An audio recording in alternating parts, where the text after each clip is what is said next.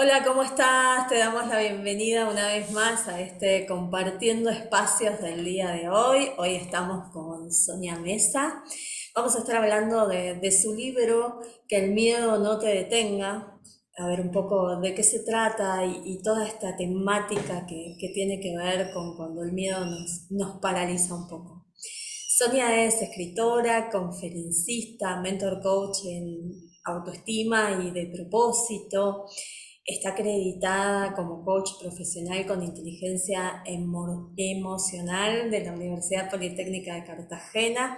Es practitioner en programación neurolingüística o PNL. Está certificada por Paul Ekman en habilidades emocionales y evaluación de verdad y detección de mentira. Es licenciada en Ciencias del Trabajo y diplomada en Relaciones Laborales de la Universidad de Granada. Hola Sonia, bienvenida, ¿cómo estás? Hola, muy buenas, Belén. Estoy perfecta, aquí encantada de estar con vosotros compartiendo este espacio y agradecida, ¿no? por que hayas deparado en mi libro y me hayas invitado a estar aquí. ¿En qué ciudad estás ahora? Si yo vivo aquí en un pequeño pueblo al lado de Motril, en la costa de Granada, en el sur de España. Y bueno, llevo aquí ya casi 8 años viviendo. Yo soy de la provincia de Granada, pero soy natural de un pueblecito más pequeño que se llama Beas de Granada. Y bueno, estoy viviendo aquí en Torrenueva Costa, al lado de Motril, desde hace bueno, ya 8 años ahora en abril. Bien, agradecemos a la tecnología que nos permita compartir este espacio en el día de hoy. ¿Cuáles son tus fortalezas? Bueno, es una pregunta. A ver, yo estoy bastante indagada y autoestudiada. Sí, es verdad que muchas veces la fortaleza, bueno, yo que diría que en la mayoría de los casos, si no siempre, las fortalezas que tenemos, todo el mundo a nuestro alrededor las sabe, nos las dice, pero parece ser que nosotros como que no queremos decirlas o no queremos verlas, ¿no? Pero ya está más que confirmado, más que constatado. Mi fortaleza están en transmitir, en expresar, en comunicar y, y en eso estoy. Y en esto de comunicar, ¿qué te llevó a escribir este libro y con esta frase, ¿no? Que el miedo no te detenga. Pues mira, yo siempre he escrito, Belén, he escrito desde que era niña. Lo que pasa que siempre escribía y lo que escribía lo guardaba para mí, a veces lo tiraba, a veces lo rompía. En la escritura yo siempre encontraba como esa manera de encontrar respuestas a mis preguntas, de plasmar en un papel los sentimientos que quizás no conseguía hacer de otra forma en ese momento, a poner orden a mi idea. Pero más allá de todo eso, de utilizarla como una forma de pensar, de ordenar los pensamientos, que es bastante útil y es una herramienta muy efectiva para la terapia y demás, y para obtener claridad. Más allá de eso, yo la escritura la usaba para conectar con esa parte de mí, ¿no? Con esa parte que todos tenemos, pero que no estamos acostumbrados a realizar. Y era pues la herramienta, el mecanismo, el instrumento a través del cual yo realizaba esa conexión. Entonces, escribir he escrito siempre. Es cierto que escribir un libro no es algo que yo llevase pensando por mucho tiempo, pero incluso sí es verdad que alguna persona me lo insinuó, me lo comentó: ¿por qué no escribes un libro? Escribes muy bien, tal. Pero fue realmente eh, no una idea, sino más que nada un sentir, un sentimiento, un día paseando por la playa. Yo vivo aquí, como he dicho, al lado del mar. Y estaba paseando por la playa y es como que me dio ahí, como me vino como si fuese una bomba, vaya. Quiero escribir un libro. Y que el miedo no te detenga, pues es la frase que define, pues yo creo que mi vida, ¿no?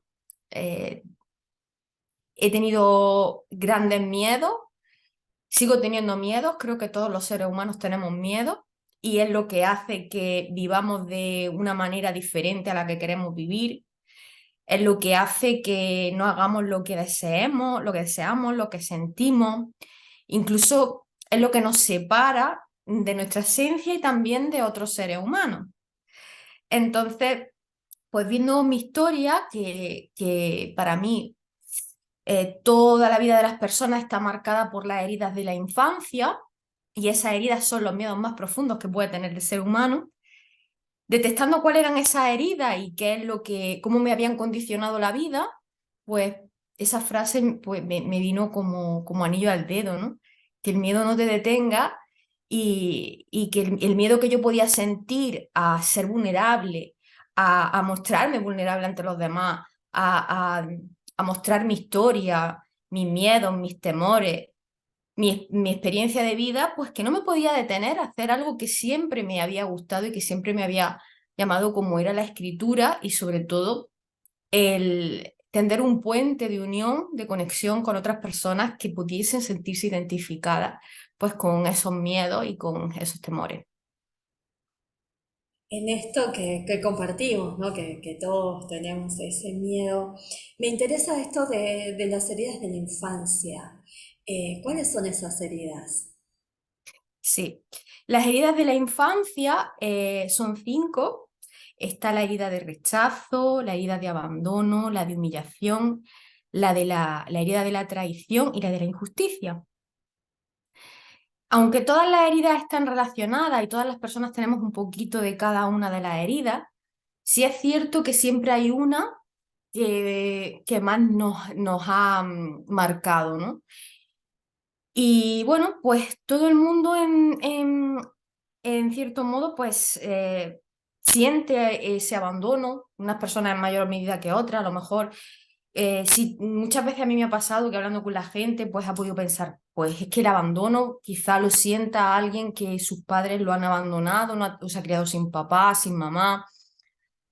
No hace falta que suceda algo así para que sintamos una herida de abandono, porque esa herida se puede activar pues sencillamente pues porque nuestro padre o nuestra madre, generalmente el papá, pues esté muy ausente de la casa, bien porque sea una persona que tiene una vida muy ocupada, tiene un trabajo que le obliga a viajar mucho y a ausentarse de casa, o incluso a lo mejor vive en casa, pero hay un abandono emocional en el sentido de que energética y emocionalmente esa persona está presente a nivel físico, pero está en otra parte, pues por diversas circunstancias y entonces pues se puede sentir abandonado el niño o la niña.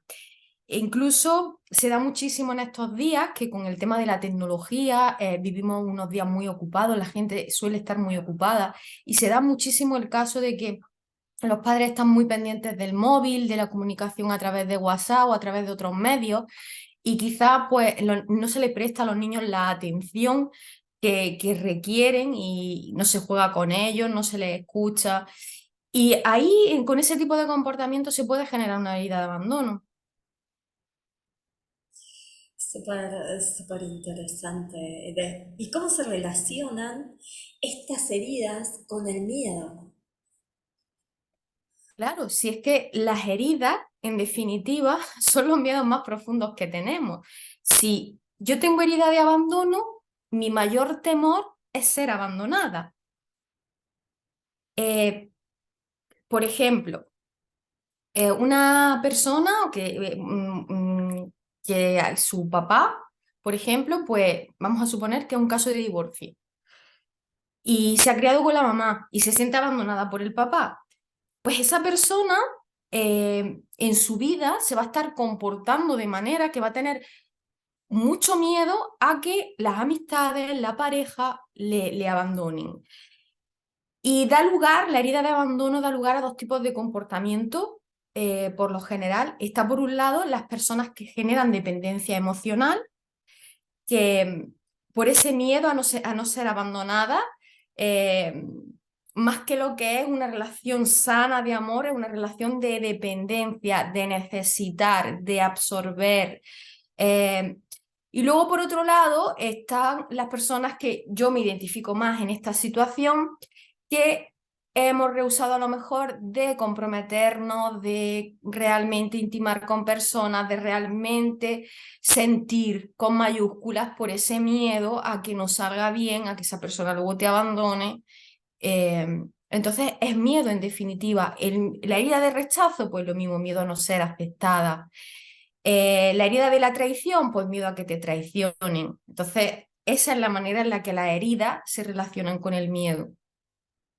Y todos estos miedos, de manera inconsciente, porque hasta que no identificamos esas heridas de manera inconsciente, hacen que nos comportemos de una determinada forma, de manera que vivimos anhelando y deseando tener una determinada vida, que nos pasen unas determinadas cosas, y se nos está repitiendo totalmente, nos sentimos fracasadas, nos sentimos desgraciadas porque no tenemos eso que deseamos, pero realmente no nos estamos dando cuenta que los pasos que damos en la vida, nuestro comportamiento y nuestra actitud, no nos está llevando a vivir esa vida que queremos vivir. Muy, muy interesante. Regalo dos ejemplos más propios de trabajo personal para la audiencia. Y se me ocurría que con el rechazo tal vez son esas personas que todo el tiempo están haciendo cosas para que los demás los quieran. Ah, Y en mi caso personal, por ahí ya con la herida, para darnos cuenta de la herida de la traición, es este miedo a confiar en el otro, ¿no? Que tiene que ver con todas las promesas no cumplidas por ahí cuando éramos chicos, que de grandes como siempre está ese miedo detrás a confiar plenamente en las personas. Y como bien dijiste vos, en una relación íntima tal vez la confianza es súper importante y ya vamos a hablar también de ella. Una vez que nos damos cuenta que tenemos estos miedos, ¿cómo hacemos para que no nos detenga el miedo?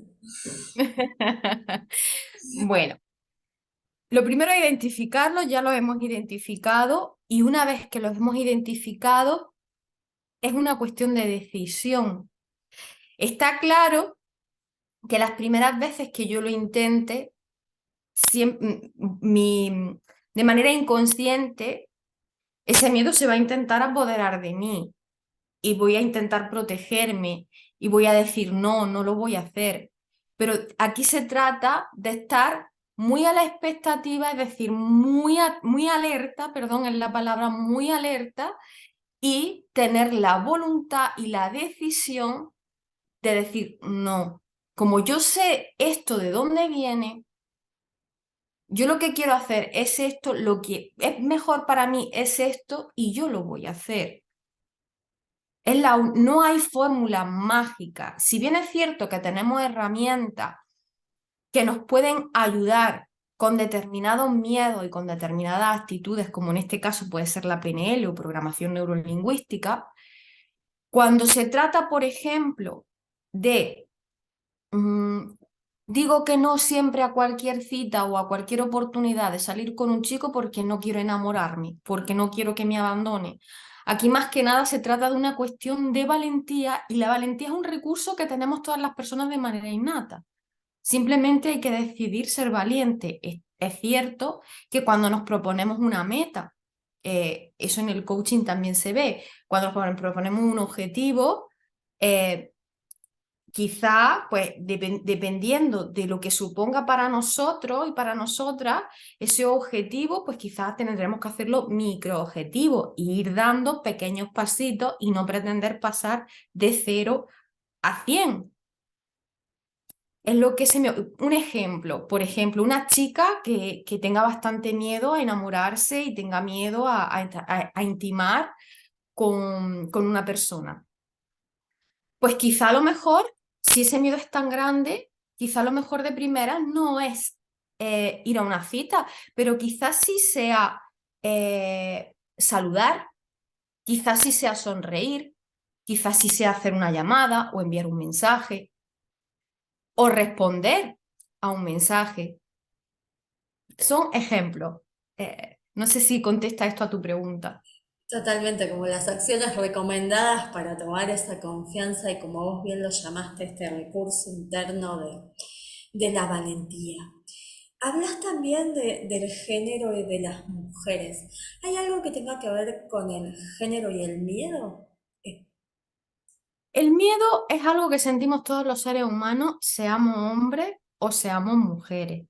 Cierto es que como nos han educado de una forma diferente, lo podemos llegar a abordar de manera distinta porque lo vivimos de manera distinta. Para hablar con más propiedad, lo sentimos igual, pero no nos comportamos igual ante determinadas cosas por el condicionamiento cultural y social, porque una realidad es que hemos sido educados de diferente forma. Pero no quiere decir para nada que los miedos, porque las heridas de la infancia son tanto de hombres como de mujeres. A mí me escucharán mucho referirme en términos femeninos, en términos de mujer, pues porque muchas de las cosas que me han pasado a mí en mi historia han sido precisamente por esto que te estoy comentando. Por ser educada de una determinada forma, por ser mujer, por esa influencia cultural y social, pues me han pasado cosas que le suelen pasar a las mujeres, pero a lo mejor a un hombre que siente también miedo al abandono, le pasan otras cosas diferentes, pero en realidad el sentimiento es el mismo y la herida es la misma. Excelente. ¿Y cómo se relaciona las heridas y el miedo con la autoestima? Claro que sí. Cuando una persona tiene mucho miedo a ser abandonada es porque tiene carencia de autoestima y de amor propio. Si tú entiendes y sientes que ya lo eres todo y que tu valía personal no depende de que tengas a otra persona al lado que te quiera, a todos nos gusta que nos quieran. Yo estoy completamente de acuerdo que aquí hemos venido a amarnos y que es lo más bonito que hay. Compartir, amar y ser amado, pero no desde un punto y de un estado de necesidad o que se esconda detrás un temor o un miedo, porque lo más contrario al amor es el miedo. Si hay miedo es imposible que haya amor, porque si yo estoy con una persona es porque amo a esa persona y vivimos en el amor. Si no existe ese temor, me abandonará, me dejará, me engañará. Cuando aparece eso, ya lo que es el amor desaparece de la película. No sé si eso responde a tu pregunta. Sí, pensaba tal vez esto que traes del amor, tomando el amor y el miedo como dos caras de la misma moneda, ¿no? Ujú, Como de un lado tengo ese miedo, ¿cómo puedo utilizar ese miedo para impulsarme hacia el amor en todas sus formas, ¿no? Dentro del amor está la confianza y más allá de un amor a un otro, ¿no? También si hablamos de autoestima vamos a empezar a hablar del amor a mí misma primero para después ir hacia un otro, ¿no? En eso. ujú, ujú, ujú. Claro, y al mismo tiempo, cuando una persona está marcada por una determinada herida, eso hace que esa persona se comporte de una determinada forma en la que, como hablábamos hace un momento, lleve una vida que quizás no, pues que no es satisfactoria para ella, que se quede con ganas de hacer cosas, de vivir cosas. En todo esto influye notoriamente en la autoestima y en el amor propio, porque tú misma te estás negando a vivir plenamente. Si una persona se castiga, se autocastiga, eh, realmente es una persona que no tiene estima personal y eso se está retroalimentando. Y al mismo tiempo que cuando tú identificas que estás teniendo unos comportamientos que están basados en un miedo y empiezas a marcarte pequeños objetivos, pequeños propósitos, el mismo hecho de empezar a trabajar en ello ya empieza a generarse en nosotros una sustancia que nos ayuda a sentirnos bien con nosotros mismos y con nosotras mismas. Y ya por no decir que a medida que vamos consiguiendo pequeños logros, eso también va aumentando nuestra autoestima. Más allá de un poco los nombraste con las heridas, ¿no? ¿De qué otra manera puedo darme cuenta que estoy teniendo o puedo detectar que estoy teniendo un problema de autoestima?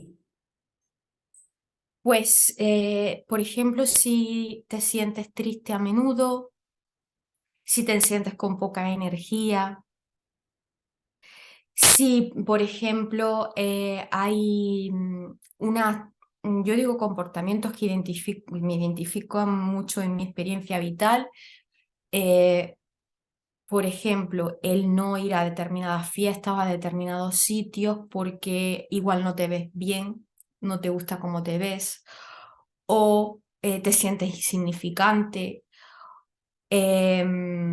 Cuando evitas determinadas cosas que quieres hacer, ahí hay un problema de autoestima.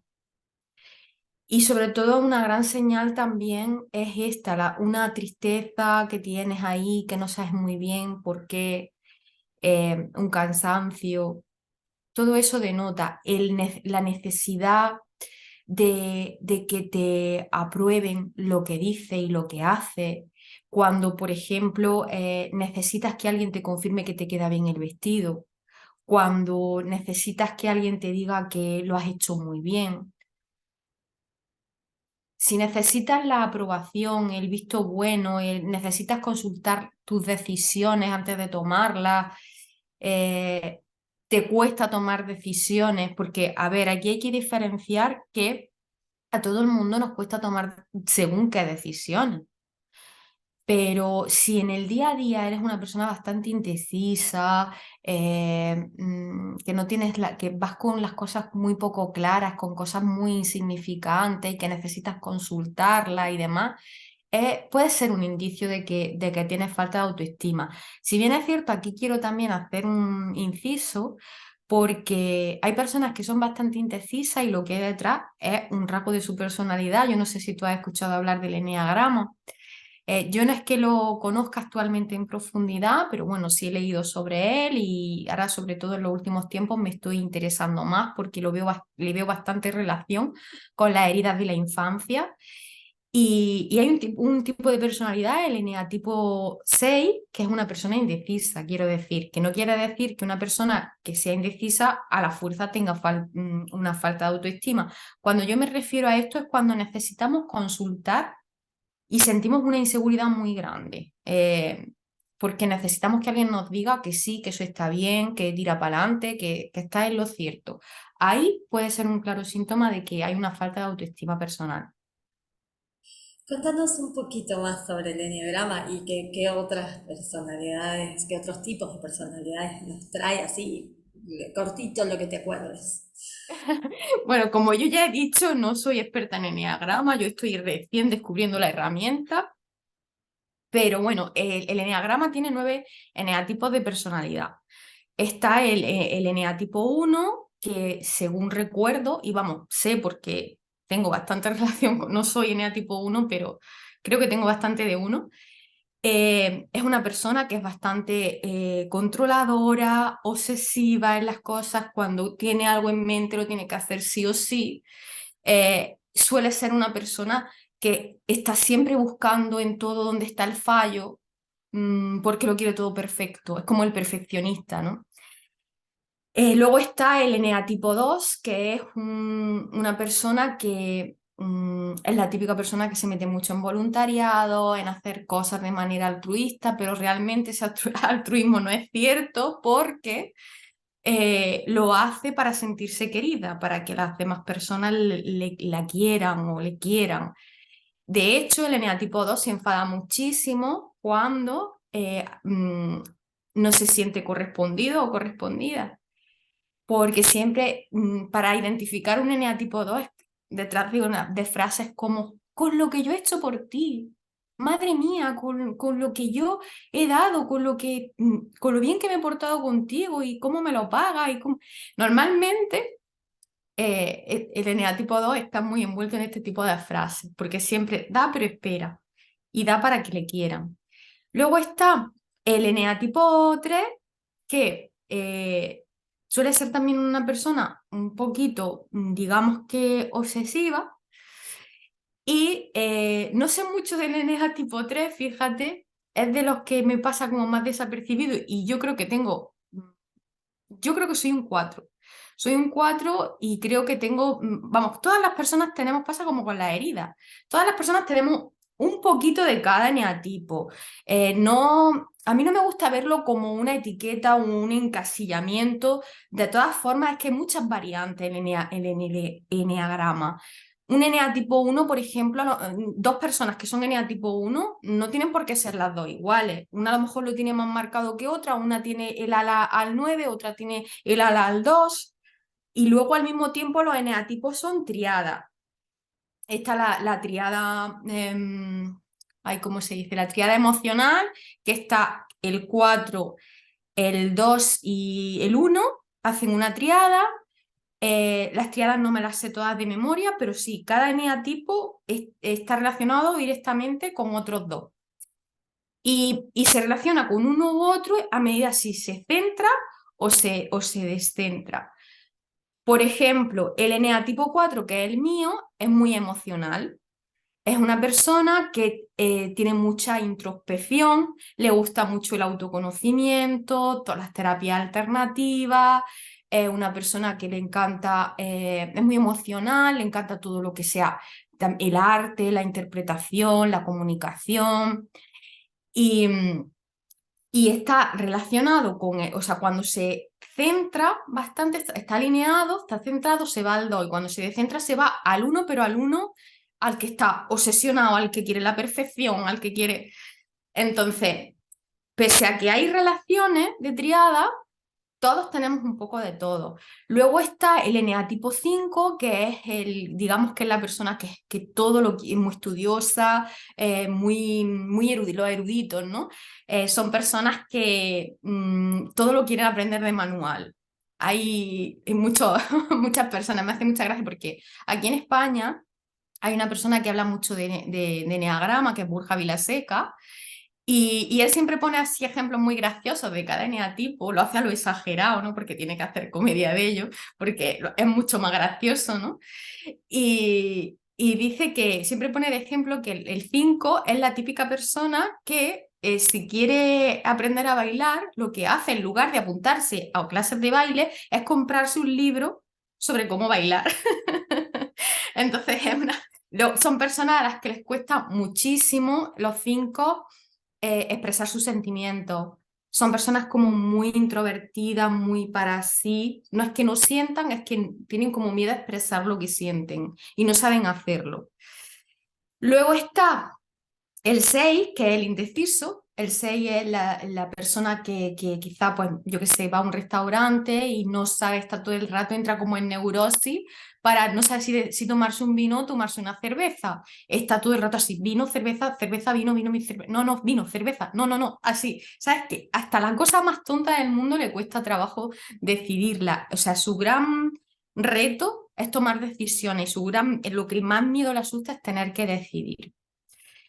Luego está el eneatipo 7, que este es como, digamos, como el más simpaticote desde mi punto de vista del eneagrama.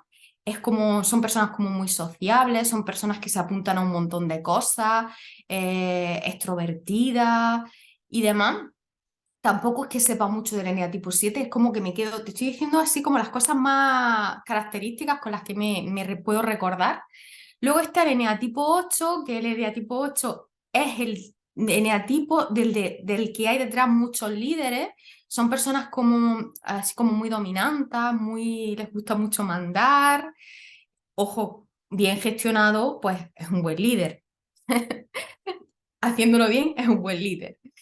Y luego está el eneatipo 9, que quizá tampoco sé mucho, decirte mucho del eneatipo 9, no recuerdo muy bien cómo era el eneatipo. Quizás sea el que no recuerdo como la característica que más lo definía. Pero bueno, el eneagrama es como un mapa, ¿no?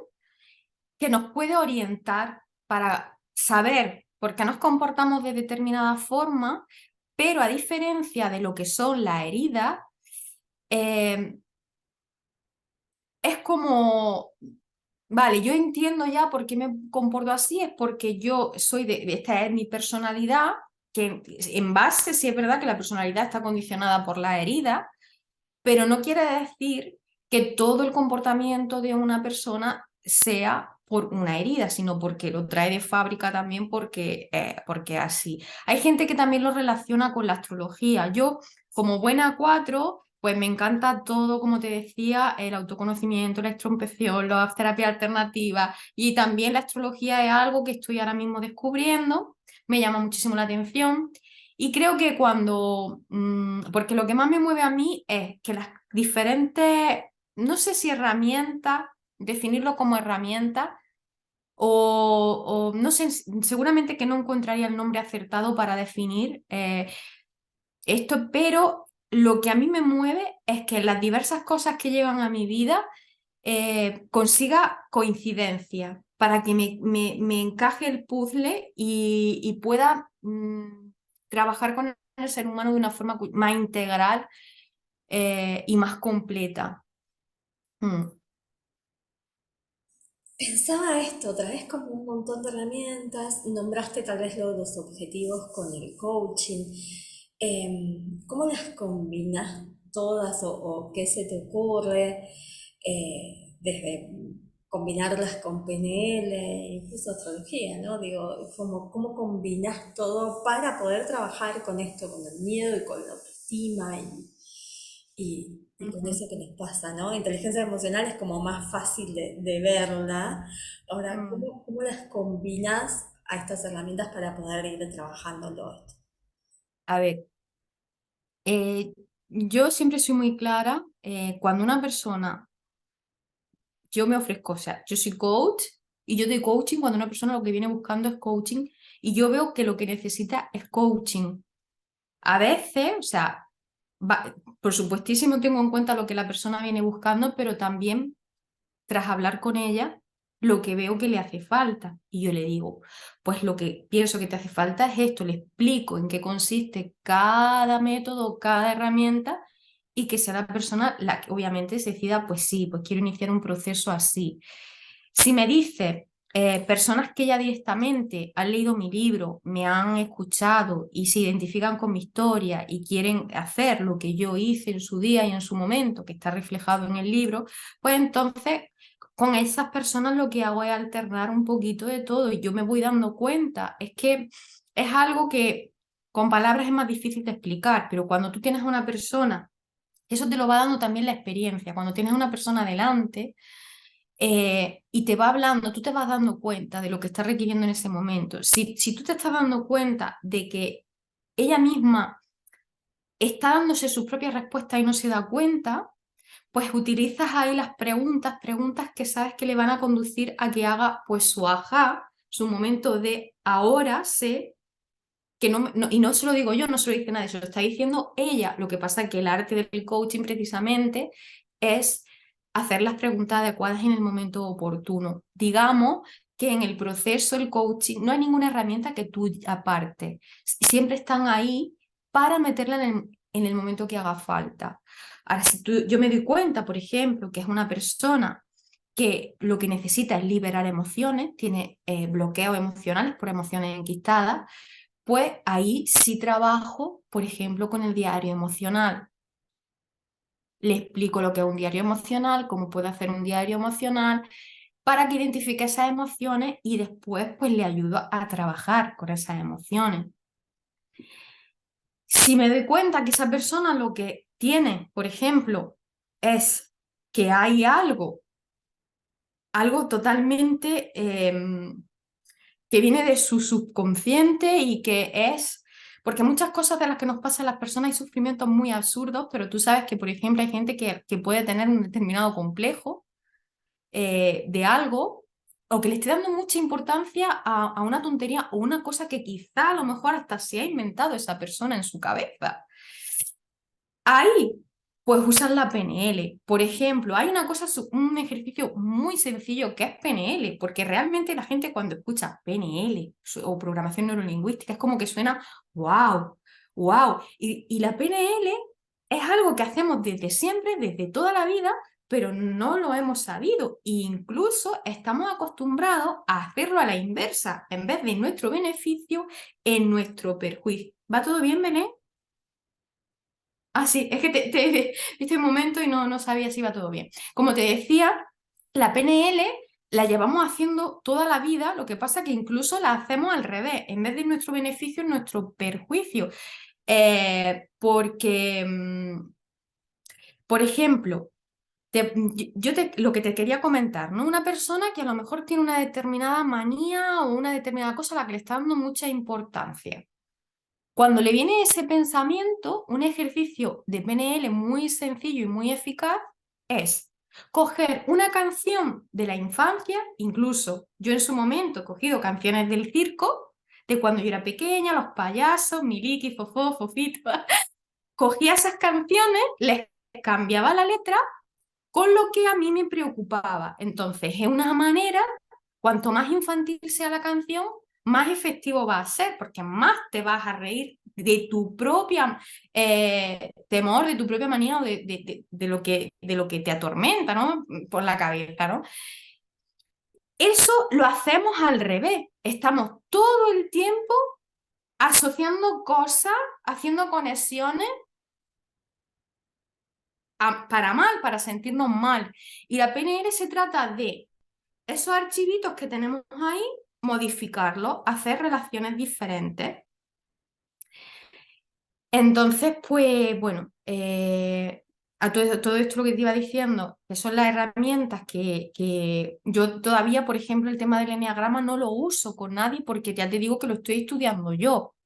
Entonces no lo puedo usar todavía, pero sí el tema de la inteligencia emocional, o sea, habilidades emocionales, gestión emocional, coaching, PNL, estas herramientas de las que hablo en el libro, de espiritualidad, ¿vale? Porque la máxima para mí es la espiritualidad. Y la espiritualidad, eh, hoy tenemos por la influencia de la religión, que yo no tengo nada en contra de las religiones, ¿eh? Yo estoy bautizada, he hecho la comunión en la religión católica, no tengo nada en contra ni... Pero realmente pienso que nos han hecho mucho daño, las religiones nos han podido hacer daño en determinados momentos de la historia y la gente asocia la espiritualidad al tema de la religión. Y la espiritualidad es algo inherente a nuestra condición humana porque somos seres espirituales viviendo una experiencia humana. Es una frase hecha que la hemos escuchado ya las personas que estamos en el mundo del crecimiento personal por activa y por pasiva, pero no por escucharla tantas veces, debemos de realmente integrarla y saber la gran verdad que hay en esa frase. La espiritualidad para mí es lo más sanador que hay. Es cierto que hay estas herramientas que estamos hablando, o disciplinas, o métodos, llamémoslo como queramos, nos ayudan porque es cierto que nosotros tenemos una cosa que se llama ego, que es necesario para que vivamos en este plano de existencia en el que estamos viviendo. El ego es el que nos hace que tengamos complejos, que tengamos falta de autoestima, que tengamos problemas con las personas de comunicación, que seamos infelices, pero también es necesario, es lo que nos marca como un esquema de yo soy Sonia, tú eres Belén, estoy rubia, a mí me gusta jugar al fútbol o pintar y a ti te gusta escribir. Entonces, necesitamos esa personalidad para interactuar en este mundo, pero sin perder de vista que todos somos uno, que venimos del mismo sitio y lo que nos une es una conexión divina que va más allá de todo eso. Cuando entendemos realmente esto, es cuando trabajamos nuestro amor propio. Y si trabajamos nuestro amor propio desde ahí, desaparece la falta de autoestima y la necesidad de trabajar con otro tipo de disciplina. Pero es necesario para determinados aspectos trabajar con ellas. De hecho, vamos, yo me he formado en ellas, he trabajado en ellas, me han ayudado mucho y ayudo a otras personas con ellas. Pero creo que se entiende lo que quiero decir. Totalmente, y esto de espiritualidad no necesariamente es religiosidad, ¿no? Y a que y como cada uno también la toma y nos vamos a referir a eso. ¿Nombraste en algún momento el diario emocional? Ujú, Contanos un poquito de qué se trata el diario emocional. ujú. Pues mira, el diario emocional es un ejercicio de gestión emocional que nos sirve para identificar las emociones que sentimos. Las emociones, cuando no estamos acostumbrados a estudiarlas, a identificar, vamos, a ser, como, no me sale la palabra ahora. Normalmente en el día a día las personas sentimos emociones y no deparamos en ellas. Simplemente nos quedamos en el resultado de lo que estamos obteniendo. Por ejemplo, hay que ver que mi amiga fulanita siempre me hace determinada cosa y acabamos enfadadas. O yo acabo mal, me voy mal a casa por cosas que dice o por cosas que hace. Pero eso, el diario emocional, lo que hace consiste en que la persona escriba qué situaciones al cabo del día ha vivido que le han provocado sentirse de una determinada forma, tanto positiva o negativa. Dicho, ahora hablando de positividad o negatividad, las emociones no son ni positivas ni negativas, simplemente son emociones, todas son necesarias de vivir, pero es una manera de decir emociones que vivimos de manera placentera y emociones que vivimos de manera incómoda. Porque la tristeza, por ejemplo, la vivimos de manera incómoda. La rabia y la ira la vivimos de manera incómoda. La alegría la vivimos de una manera cómoda y de una manera placentera. Entonces, consiste en que la persona escriba situación que ha vivido, qué emoción ha sentido, que le ponga un nombre a esa emoción, que muchas veces nos cuesta poner nombre a las emociones, pero para eso existe. Y además, si entra la gente en Google y pone rueda de las emociones, le van a salir un montón. Existe la rueda de las emociones con todo el nombre de las emociones para que busquen y miren y digan, pues siento esta emoción, rabia, o siento sorpresa, o siento asco. Es la emoción que estás sintiendo y luego qué es lo que la situación que era lo que se había provocado, qué pensamiento, qué ha pensado acerca de esa situación. Y esto es para ver las emociones. Porque si bien es cierto que no sabemos determinar qué es antes, si el huevo o la gallina, es verdad que en muchísimos casos nuestras emociones son consecuencia de un pensamiento que hemos podido tener previamente. Es decir, ¿qué pienso yo de esa situación que me ha pasado con mi amiga? Si mi amiga ha hecho un comentario, esa es la situación. Mi amiga me ha dicho que el pelo no me queda bien, por ejemplo. Esa es la situación. ¿Qué emoción he sentido? Me he sentido triste o me he sentido enfadada. ¿Qué has pensado tú de que tu amiga te diga eso? Eso te enseña cómo tú piensas, a que tú veas si realmente es lo que te ha dicho tu amiga o lo que te has dicho tú a ti misma. Y el diario emocional también consiste en es poner columna, situación, emoción, pensamiento y acción. Es decir, ¿qué has hecho tú tras haber pasado eso, pensado eso, sentido eso? ¿Cómo has reaccionado? Entonces, cuando te tiras, pues no sé, 14 días, 15 días haciendo un diario emocional, ya te puede estar dando, el diario emocional realmente es para hacerlo siempre, si se quiere, pero preferiblemente durante un periodo de tiempo largo, pero ya con 15 días tú puedes sacar conclusiones. Tú puedes ver ahí si hay situaciones que se te repiten más que otras, si hay emociones que se te repiten más que otras.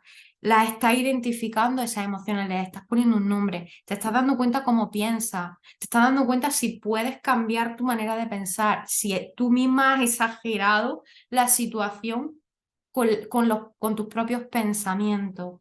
Entonces, ese es el diario emocional. Excelente, muchas gracias. Pensaba también, hablando de Paul Ekman, de que también el atlas de las emociones puede dar como cierto criterio. Me he encontrado con gente que por ahí no tiene diccionario emocional y tal vez el atlas que anda por ahí, si lo buscan, ayuda bastante.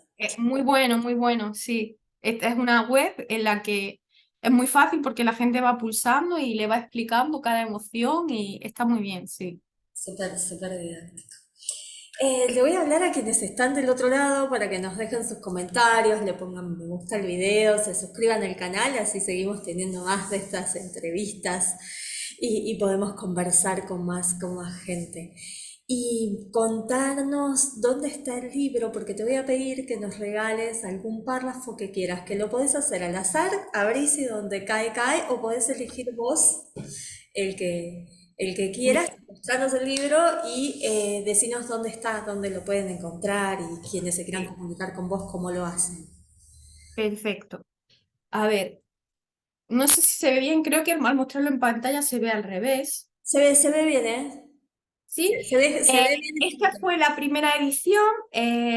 Ahora es exactamente igual la portada, lo único que ha cambiado que las letras son en rosa, pero el libro es así, ¿vale? Es exactamente así. Y bueno, si quieres, a mí me parece súper divertido lo que me has invitado a hacer, de abrir así y que sea lo primero que salga, pero hay algo que quiero compartir. Después, si quieres, hacemos el juego si tenemos Bueno, tiempo. dale. Pero quiero leer la frase del principio porque es algo que siento que tengo que compartir. Y empieza así la frase, dice, cuando estés atravesando por una noche oscura y tu alma se sienta perdida, háblale a la vida diciéndole que te abres a ver obrar el milagro que esa situación trae consigo para ti. Pídele que te ayude a alcanzar la comprensión de un modo más amable. No sé si se escucha bien, porque Hermoso, justamente, se escuchó bárbaro. es Se- que justamente un vecino ha empezado ahora a dar unos martillazos tremendos, pero si no se escucha, mejor. Bueno, pues he abierto aquí y dice, he abierto y sin trampa ni cartón, ¿eh? No tengo nada metido. He abierto aquí. Dice, gracias a aquel día en el que mi alma no me dejó seguir y me invitó a permanecer en silencio, pude comenzar a escucharme para después poder hacerme las preguntas adecuadas. Hasta entonces, mis preguntas no habían sido las correctas. Siempre iban dirigidas a dejarme en el mismo lugar del que no me podía mover. Fue cuando comencé a preguntarme cuestiones que podían ser respondidas por mí, cuando pude cambiar mi estado emocional, dejando de sentirme víctima de las circunstancias para colocarme en una situación de poder sobre mi vida.